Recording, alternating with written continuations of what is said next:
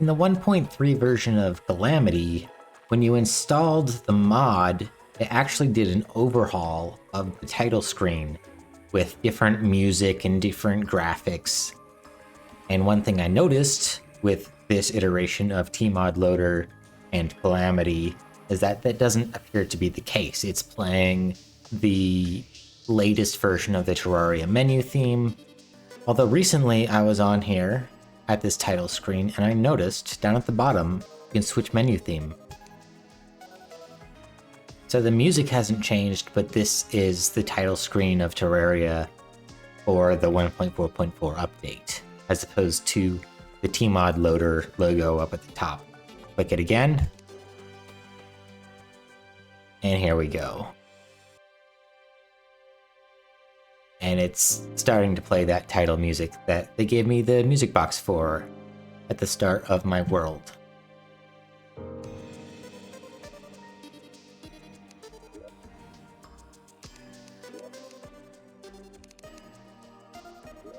That's just pretty cool. Hey everyone, it's LunArx, and we are back. You may notice right off the bat that I bought something. Oh yes, oh yes. So, this is a pet.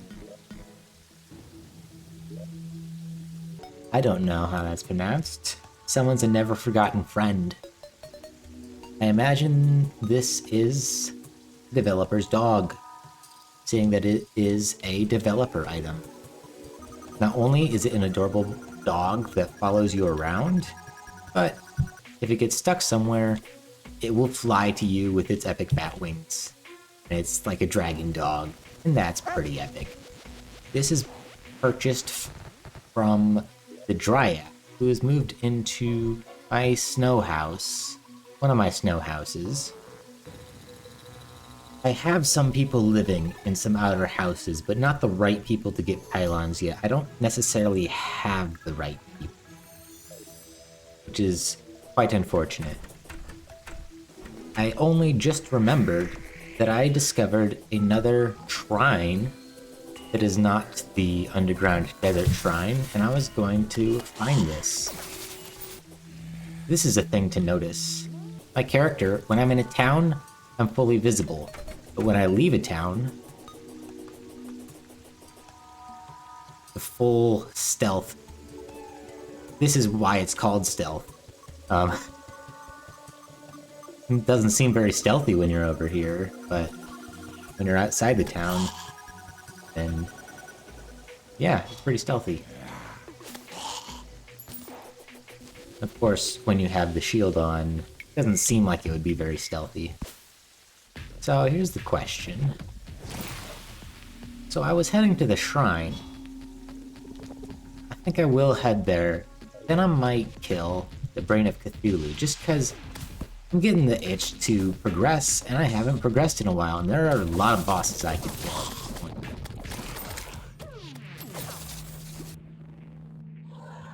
Once my bar charges, then the next attack I make with a rogue-based weapon deals extra damage. This says 53 damage. Once I shoot it, of course, yeah, it went down and then it had to recharge.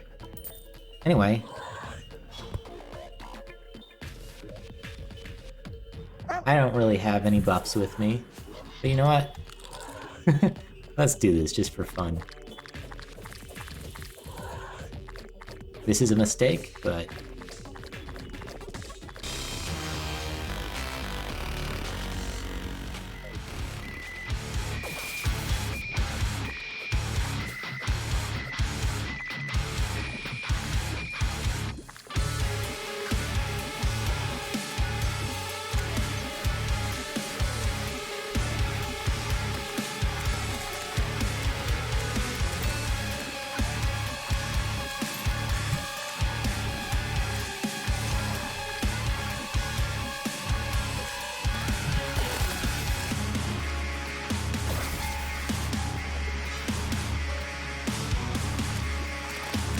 there's a snake thing. I don't know what that is. I think it's part of the boss. The perforator, yeah. And this is the Perforator Hive. Gotcha. Now I could use that ability to siphon magic. Oh my.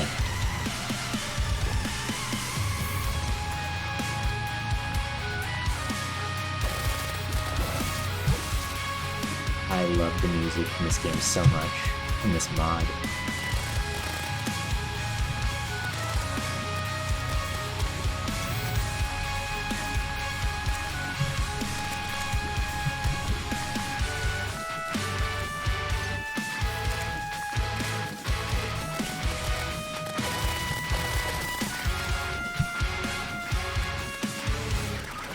Jeez. Everything's fine. I'm gonna make it out of this alive. Look at that boss health. I'll totally survive. Jeez. Health, thank you, thank you. Almost, potion sickness is almost gone. So is the boss. There we go. The sky is glittering with cyan light? What does that mean? I got some things, that's cool. I seem to have activated something. Anyway. 7 defense. That's cool. You may notice that that creature is running away from me. Probably because I was stealth. Hold on. There's the lore item. I almost couldn't get to it. There I go, forgetting to turn the music down again. Stealth strikes have +8 armor penetration and heal for 2 HP. That's interesting. The material, which means it goes into something else. I think that's what that means. Right down there is the shrine. I love that there's a bunny statue at the top of it. This place is honestly so cool. I don't want to destroy any of it. Except the chest. I'll take the chest. Trinket of Chi. Can be worn in vanity slots. Provides 10% damage reduction after not being hit for 15 seconds. This is removed when you are hit. Provides 2 life regen for you and everyone on your team. I'm the only one on my team. Here we have part of a storage system. Look at this. Ooh, that's fun. While not recording, I actually traveled back to the Sulphurous Sea to test out this armor.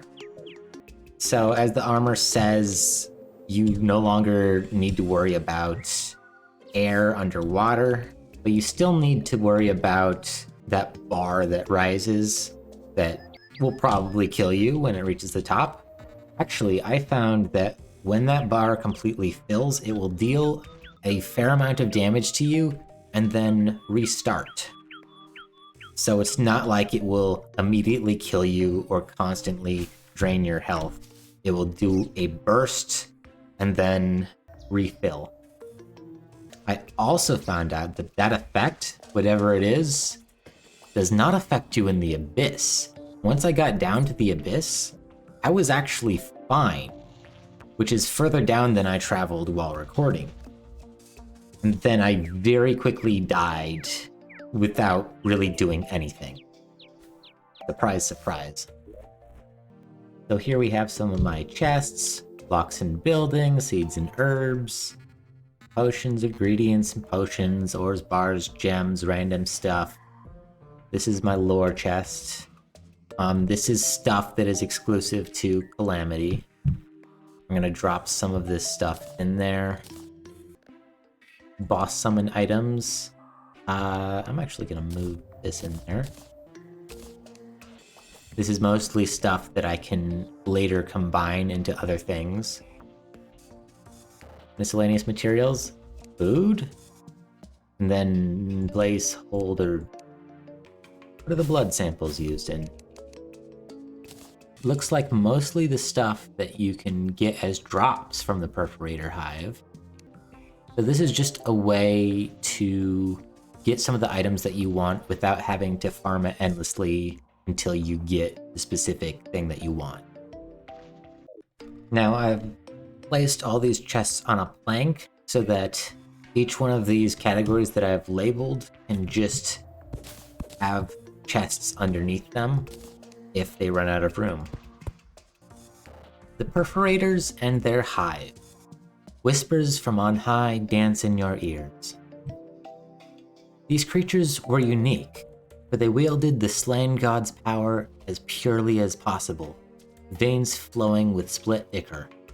All that exists in the Crimson is truly divine turned inside out. Their gore now glistens with its perverse treachery, for all to bear witness. This dog. Calm down. Calm down, Endra. Yes. Don't talk back to me. The Maya reeks of centuries of vile manipulation and callous domination for the hapless. Judgment is long past and extinction is left waiting. As cool as all this lore is, there's never really an explanation for it. Well, that's not entirely true. I'm going to head somewhere to find someone who may be able to explain some things for us. One thing that I don't like about this stealth is that my hair becomes transparent too, so it kind of vaguely looks like I'm bald with a see-through wig. I don't like that. Suppose I can just wear the mask for a while. Wait, no! You still see my head through the mask!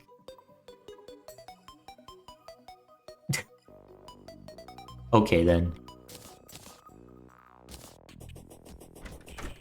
Here is the beginning of a desert oasis house. The painter sells a paintball gun. That's the only Calamity thing that I know that he sells. We return to the underground desert. You may have seen this new sentry that I used while fighting the perforator hive. A rusty beacon prototype. Don't remember what dropped this.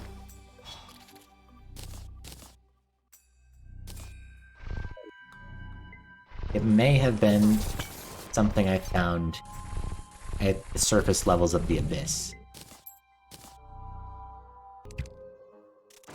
Does this work underground? Nope, it does not.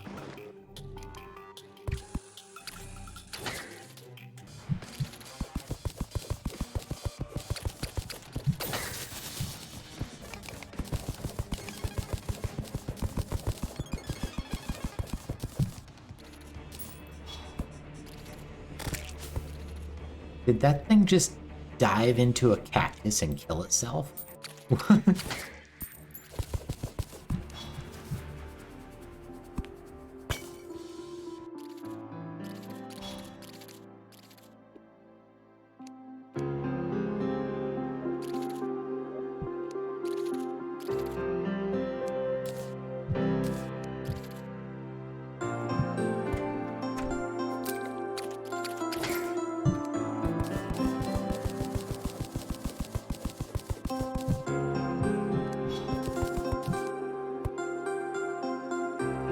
Prism pack.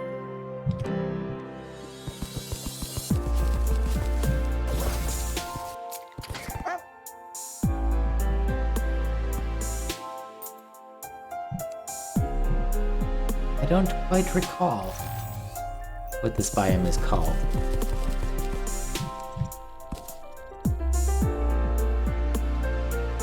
Something like the underground sea. You may notice there is some sort of health bar down here.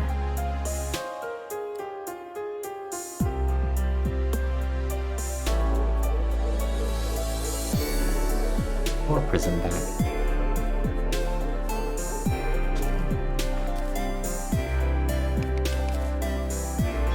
Navy stone. I need that for some things.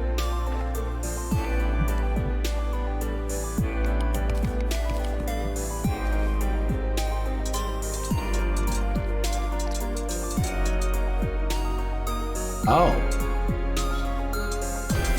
Hello?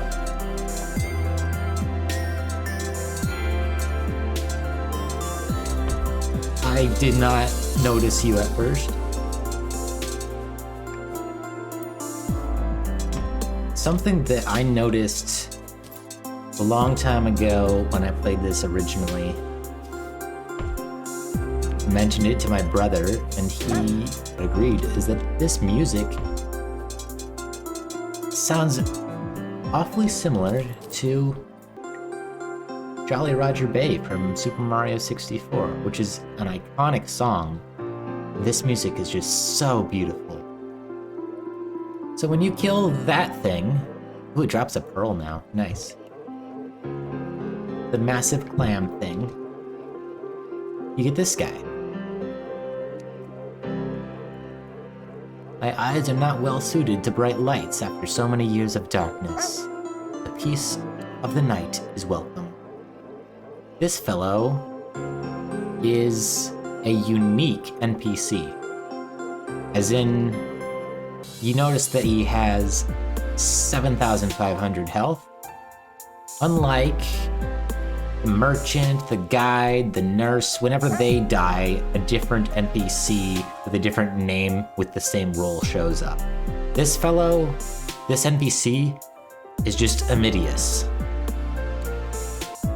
If you choose help,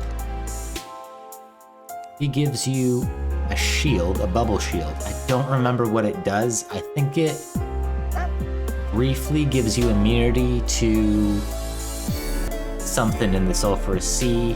I don't know. I think it lasts until you get hit, honestly. But I currently have armor that seems to mostly make the effect obsolete. But still, hello, talk to me again. Meet me at Adam's house at night. We will throw him to the trashers. But why? So I believe... Okay, I don't think I read what happened last time I clicked help. But when you click help, he will tell you lore. Have you heard of the city in the Brimstone Crags? It lies in the underworld and was constructed beneath the abyss. It was once the oldest and largest city in the world.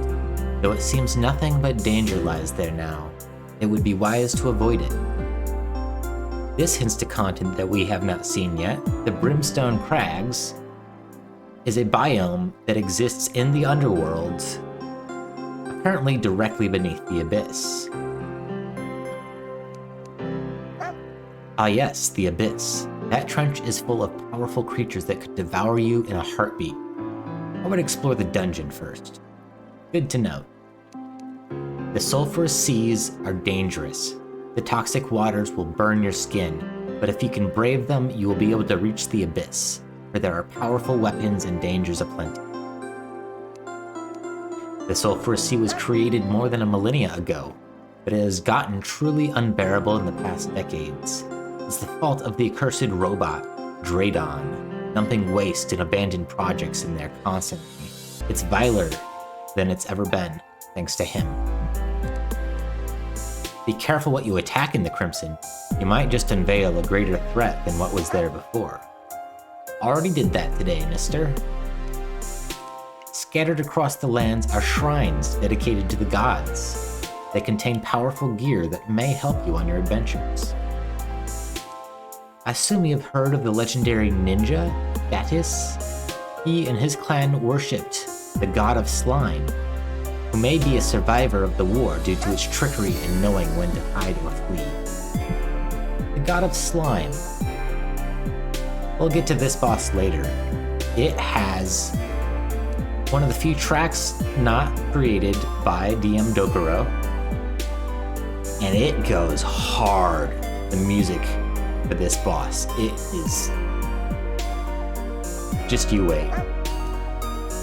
The Crimson is a relatively recent development in the world, and its formation marked the start of Yaram's treacherous war. Although the source of its growth would be sealed away, nothing was ever done about the original manifestations. Throughout the world lie various structures left behind by Daedron. Been playing Too much Elder Scrolls. Daedra. Left behind by Draydon. Archaic defenses may remain, but the goods inside may be worth your while. There are rumors of ores that lay in latency. When you defeat certain bosses, you will undo the ancient magic which conceals those materials.